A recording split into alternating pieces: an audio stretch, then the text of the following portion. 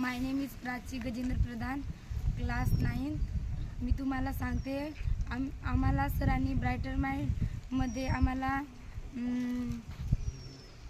सांगितले, म्हणजे brighter mind वगैरे केलं आणि आम्हाला म्हणजे रंग ओळखायला सांगितले. आम्ही डोळ्यावर पट्टी बांधलो आणि प्रोसेस केलो.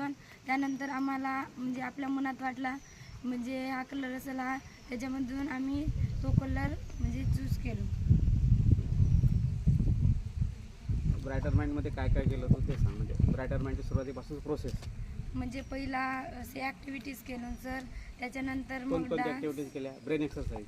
हो सर. हां, पुढे त्याच्यानंतर मग आम्ही मेडिटेशनला बसलो, म्हणजे डान्स केलो. त्याच्यानंतर मेडिटेशनला बसलो आणि नंतर मग थोडा आम्हाला म्हणजे कशाचा तरी आवाज ऐकवले सरांनी आणि नंतर मग आम्हाला पट्टी बांधायला सांगले आणि आम्ही प्रोसेस केलो.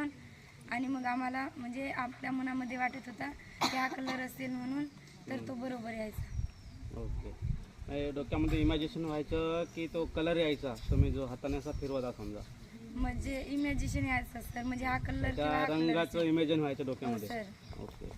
आणि थोडं ओळखायचं पण सर. आणि सेजलने एक सांगितले आहे की त्या रंगाचा वास पण येतो, बरोबर आहे का?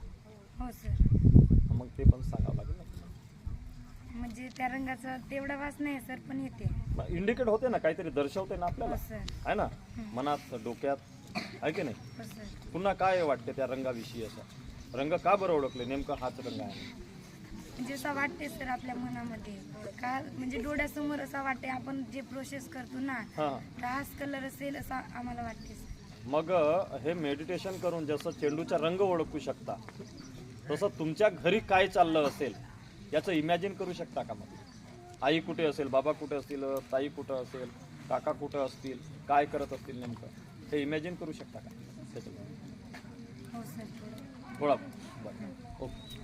टाळ्या धन्यवाद. टाळ्या उद्या.